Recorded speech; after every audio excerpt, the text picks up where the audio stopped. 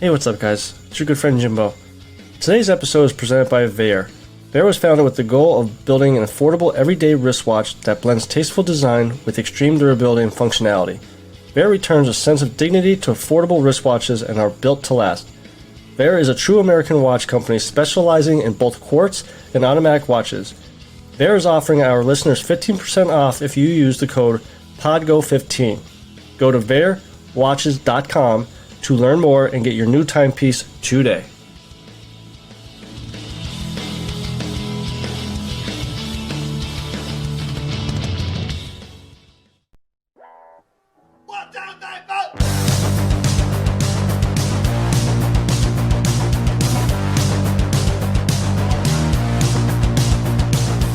You heard the rest. Now here's the best. Stay tuned Sports Podcast. And hello there, all you Stay Tuners. Welcome back to another episode of Stay Tuned Sports. It's your good friend Jimbo here, back after a week hiatus. Needed a little bit of a break, but what better way to come back than right before the NFL season kicks off this weekend, as well as college football. Be honest, if you guys have been following and listening, I didn't really think college football as a whole would have been playing, but here we are. But before we get into the show, head over to staytunesports.net. On the right hand side is all our social media accounts that you can follow us and subscribe and all that stuff, as well as a merchandise tab for all our Teespring shirts. We still have the Deontay Wilder t-shirt out there. I still love that one. My costume is too heavy for me to box type excuse. So we got UFC fight card this week. It looks kind of in a way.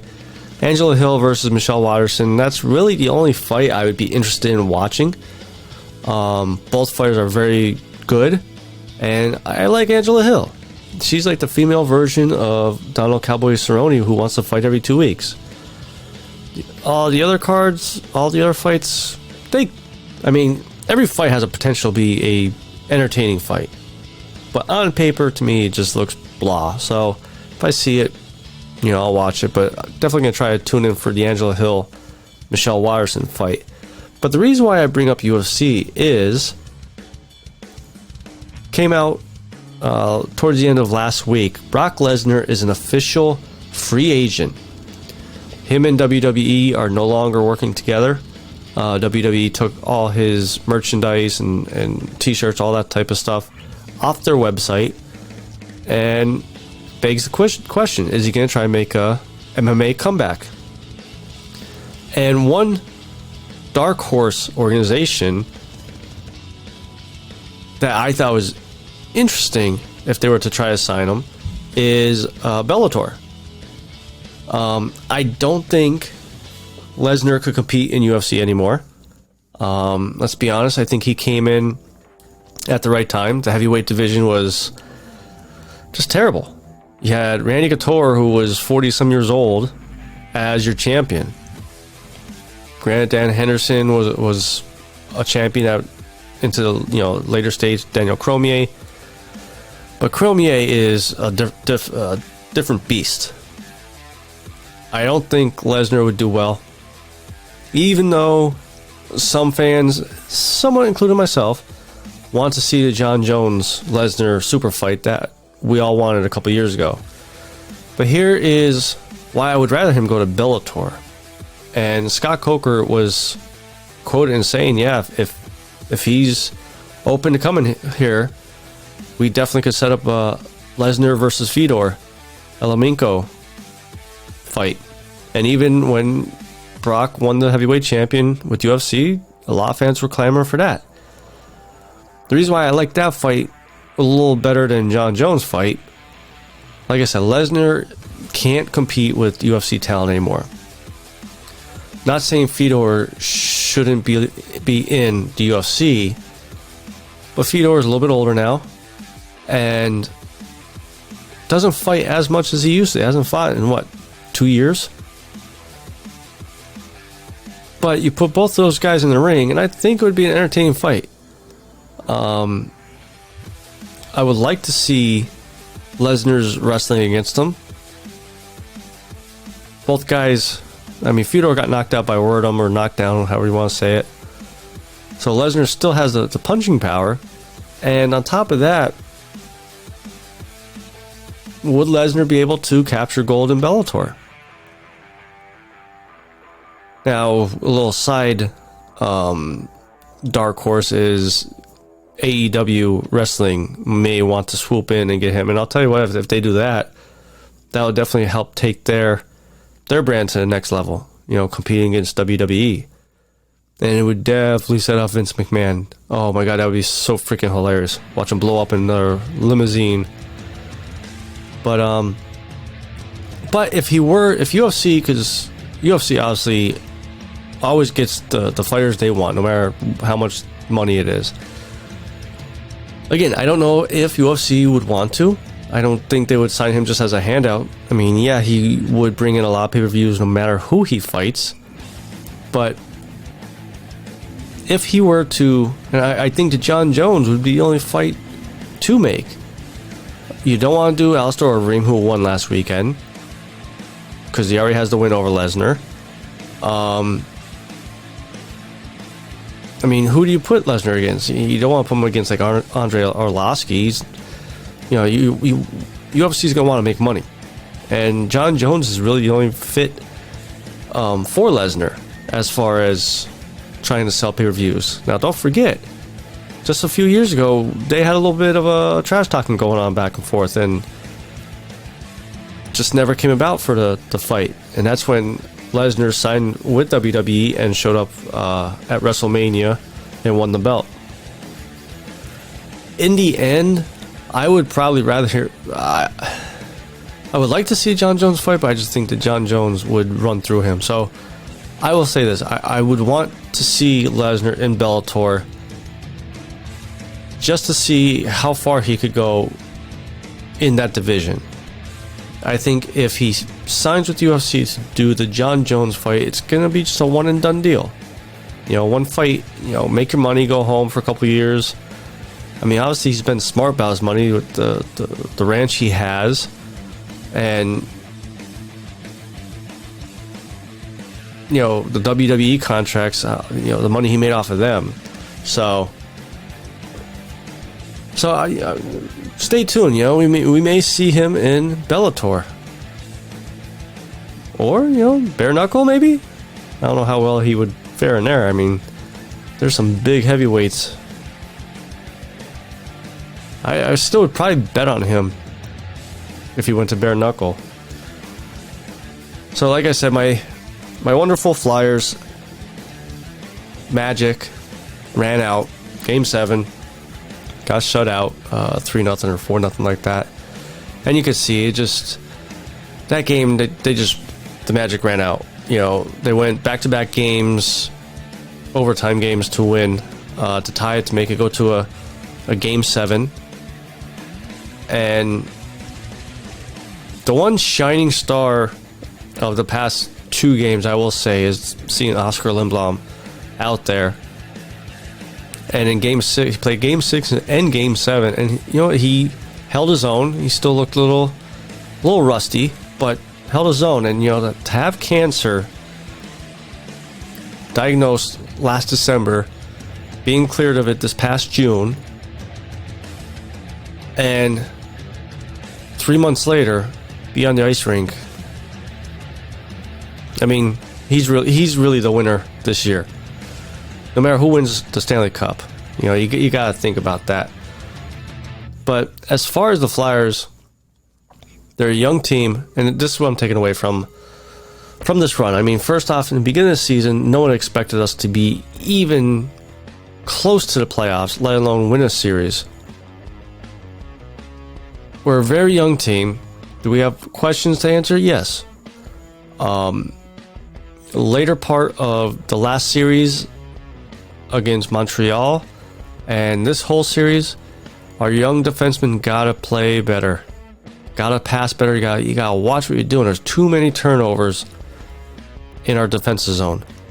So many times we just let Carter Hart out to dry. And even him, I mean, he's still going to be good. He's we definitely solved our goalie problem.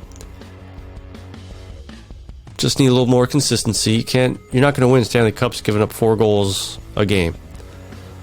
Not expecting you to give up 1 goal a game, but gotta be a little bit more consistent there. Definitely need our defensemen to step up a little bit better. Pitlick, not sure if he's a free agent, but if he is, I would bring him back. I mean, he played his ass off, and it showed. There was a lot of plays he made that helped other teammates get set up for goals or assists or whatnot. But he to me, he had the old Broad Street mentality, smashing people into the glass without a care about his body, just like how hockey used to be played until all these new safety rules came into effect. But so we gotta wait till next season to have another chance at possibly a Stanley Cup run. But there are still 4 teams left in the race. Now, granted, they both play 1 game already each, and I'm going to do my picks here. So we got Vegas versus Dallas, and we got Tampa Bay versus the Islanders. Even though both are... So Dallas leads the series 1-0 with a 1-0 win over Vegas the other night. And Tampa Bay leads the series by 1 game with a win of 8-2, which is kind of funny because after Saturday, talking to my oldest and the wife, and they're like, well, who are you gonna root for? This and that, blah blah. I said, you know what? I'm gonna root for the Islanders just because defensively they looked, unbeatable. And it's kind of funny because they give up 8 points now, 8 goals. But also too, it was a nice gesture of them that when up on the Jumbotron, they put a video montage or whatever you want to call it, of Oscar Lindblom. They were one of the first ones to start tapping their stick on the ice alongside the Flyers, and that was pretty cool and much respect. And my third reason, I like Barry Trotz. Didn't like him with the Capitals because we couldn't beat him, but he's a hell of a coach. He knows how to pull that talent out of those players. And then as far as Vegas versus Dallas, going by Vegas. I mean, yeah, they're down by 1. I've been riding Vegas this whole playoff. I'm hoping that it's a Vegas versus New York Islanders Stanley Cup, and I think that would be a fun Stanley Cup Finals to watch. So, not to just kind of sweep by the playoffs, but let's be honest, only 4 teams left. Well, as far as in how many games, so Vegas versus Dallas, I'm going Vegas. Vegas will win by Game 7. I think it's going to go the full series. As far as Tampa Bay and the Islanders, I'm going to say Islanders Game 6. So, there are my NHL Conference Finals picks. I don't think I've been doing half bad this past playoff. So, but let's be honest, most of the show is going to be all about the NFL and college football. Notre Dame's playing this week against Duke. I got to do a little bit of something Saturday, so hopefully I can catch the tail end of the game. Hopefully it's not a letdown game. I mean, let's be honest, Duke could be a good team. And Notre Dame is known to kind of overlook the small schools, so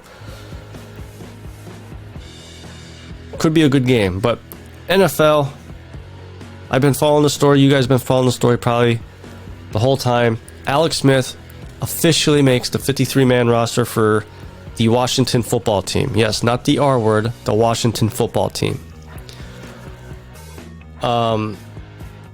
Only downfall as of right now is he's likely going to be the number 3 quarterback, which means most of the time on game day he's going to be inactive. As of right now, Kyle Allen will be the number 2 quarterback. This whole process, I mean, going from almost losing your leg 2 years ago to 17 surgeries. I mean, you guys know the story. It's just amazing that this guy has so much determination, so much will to push through all this, to push past the naysayers, saying that he's never going to play again, and to make a 53-man roster. I mean, just give him the Comeback Player of the Year award now. I'm sorry. Who else deserves it more? He almost lost his leg. I don't care if he is inactive all 16 games. This was a feat. So, Alex, congratulations to making it. Hopefully your Washington football team, I kind of almost said the R word, but I didn't. Caught myself. Loses week 1 against Philly, 48-0. Deshaun Jackson torches them like last time. But I wouldn't mind seeing him, like, even if it's like week 17, bring him on to be the number 2 quarterback. Even if it's a kneel down or whatnot, let him come out and take a snap. I mean, make it official. Make it official that he made it officially all the way back onto the field. Prove that he can still play. Prove that he is healthy enough. I mean, Ron Rivera said he threw him into the fire. He threw him into the 11-on-11 drills, the 9-on-9 drills, which the 9-on-9 drills are a little bit tougher because it's the defensive line versus you, making you scramble. So he obviously has that mobility to run around, and didn't phase him at all. Worried about that leg. So congratulations, Alex. Now, the first Eagles story I want to bring up, and I thought this is kind of funny, is a player that we signed to the practice squad.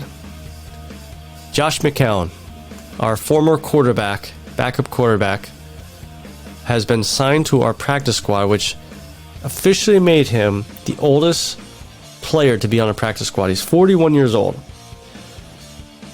His practice squad deal basically is he'll be staying in Texas throughout the season, staying in shape, all that stuff, going through virtual meetings, and making $12,000 a week. Why not just sign him as a coach already? Sign him as like a coach player if that's allowed. I mean, he's going to be hopefully not as bad as Jason Garrett, but he's going to be a Jason Garrett or even Doug Peterson. A very, very good backup quarterback, a below average starting quarterback, but possibly a hell of a coach. I mean, you saw what he did with Carson Wentz last year, you know. But I just found it funny. He's 41 years old. He's on a practice squad. I mean, practice squad players usually consist of like undrafted rookie free agents or late round draft picks. Nah, let's stick a 41-year-old quarterback on our practice squad. The other news of the week with the Eagles is Jason Peters is officially going back to left tackle. There's a lot to the story. Last week it came out. Obviously, we didn't have the show, so I couldn't talk about it. Last week came out when Andre Dillard got hurt. They tried Matt Pryor at left tackle. Even though Peterson was saying all the right things, you could read between the lines and was not comfortable with Pryor at left tackle. Jason Peters we signed to play right guard because of Brandon Brooks tearing his Achilles. So the Eagles asked him, would you move to left tackle? He said, sure, give me more money. He asked for a raise, which one I found quite surprising because that's not Peterson's, or that's not Peters' personality. He's always put the team first. Always been about Philly. So I was surprised by that, and a lot of fans were like, "Yeah, pay him. I mean, he's going to a different position to snap." Well, no, you should have negotiated your contract a little bit better. I mean, if you thought there was a chance that you can get moved to a different position, you should put something in your contract as an incentive. Hey, if you move me to left tackle, I get another $1 million. Now, and don't get me wrong, I love Peters. Minus the whole 5 starts about 5 times a game. I've always liked Jason Peters. But that rubbed me the wrong way. But now, Doug Peterson came out yesterday at his press conference and said that Peters came into his office on his own and said he wants to move left tackle. He wants to do what's best for the team. And Doug Peterson was quoted saying, Jason Peters came into my office this morning and he decided to slide over to left tackle. This is the unselfishness of Peters. This is who he is. He sacrifices not only his body, but for the football team. I'm thrilled to death. I mean, I am too, as long as he can stay healthy. You know, he's protected Carson's blind side since Carson came into the league. Problem is health. He's always getting hurt. And for the people that say he's not getting hurt, he's missed like 2-3 games the past 4 or 5 years. And now our head coach is thrilled to death that a should have been retired probably tackle is taking over for some young guys. So we have a lot of questions to be answered on offensive line. Now, who's going to play right guard? I mean, if Peters was staying next to Johnson, that right side running game would have been just a beast. They're bulls. So now we got to figure out who's going to play right guard. Playing Washington this week. Now we're a 6-point favorite. I still think we'll win. Dwayne Haskins starting for Washington, but with Peters moving to left side, he's going up against the rookie Chase Young, very quick off the ball, and another just a beast. So I'm curious to see, can Peters hold his own, or are they going to have to put help on that side? Also, contract negotiations with Zach Ertz have broken off because of a lowball offer. Now, I didn't see what the numbers were, but they did say that this contract offer was a lot lower than what was offered back in November. Here's the thing that we all got to remember as Eagles fans.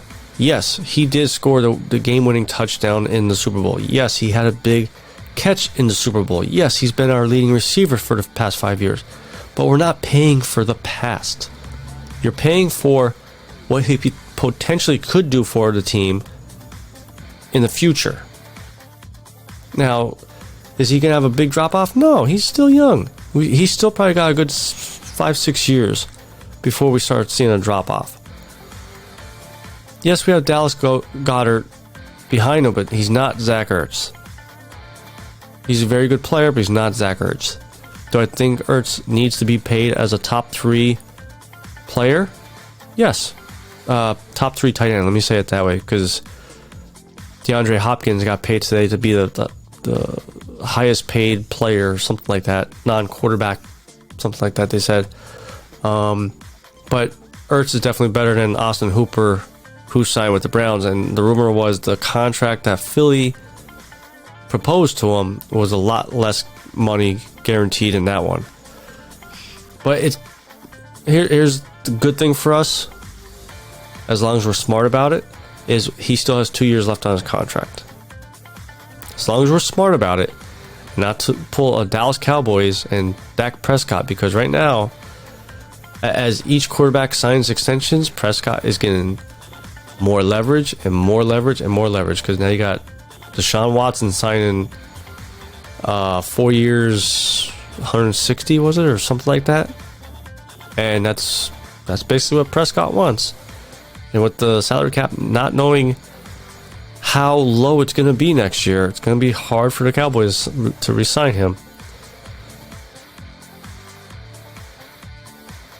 So before we go, like I said earlier in the very beginning of the show, we have a new segment that we are unveiling, well, old but new, unveiling, and here it is. 4th and 5. Jones steps up, takes off, he's in, touchdown! 3rd down at 3. Jackson has all day. Looking deep for Hollywood Brown again. He's got it. Brown off to the races. And he stays on his feet. Touchdown. And here is your Blue Picks of the Week. Brought to you by Skunk Duck Studios, the best ducking designs on the web. Yes, that is right. We're bringing back a old segment that me and our good friend King used to kind of do, where we'd always pick our blowout pick, lock pick, or upset pick for the NFL season. So we're going to consider a blowout 9 points or more, and an upset are going to be where the team is an underdog by 5 points or more. So as far as my blowout pick, I have the Raiders over the Panthers. Raiders are favored by 3. I think they're going to win by a lot more. I don't think the Panthers are going to be that good. Cam Newton went to the Patriots. Yeah, you got Christian McCaffrey, but that's it. You know, Raiders got another year underneath John Gruden. Got rid of Antonio Brown. I could see them beating the Panthers by 14, even. Then for my lock pick, I have the Chiefs over the Texans, which kicks off the NFL season Thursday night. Chiefs are favored by 9. To be honest, again, I think they could win by more than that. All the Texans have is Deshaun Watson. Yeah, they got J.J. Watt, but how long before he gets hurt? You know, he's a very good talent, but can't stay on the field. They traded away DeAndre Hopkins to Arizona, and Kansas City still has all those weapons. Still has Patrick Mahomes, Travis Kelce, Tyreek Hill, all of them. And they're looking to repeat. So I think they're going to definitely be a lock there. Then for my upset pick of the week, like I said, the upsets are when the underdog is 5 or more points on the spread. I'm actually going with Giants over the Pittsburgh Steelers. Pittsburgh is favored by 5.5 points. Daniel Jones is another year older, and he didn't look too bad. I mean, a lot of the Giants fans, when they got drafted, was like, oh, you know, what a waste of pick. We could got him a little bit later, this and that. Yeah, I mean, he could have, but... And you got Shaquan Barkley that back there. You know, so I think the Giants could upset the Steelers this week. And this one, I think, will be a close game. So, I think that's going to be it for this week. Head over to staytunesports.net. And like I said, on the right hand is our social media accounts. I'll probably be on there Saturday and Sunday, tweeting away or Facebooking away, whatever you want to call it. And then on the top, there's a merch tab. Click that. Browse our Teespring store. Yeah. So, till next time, this is your good friend Jimbo, signing out.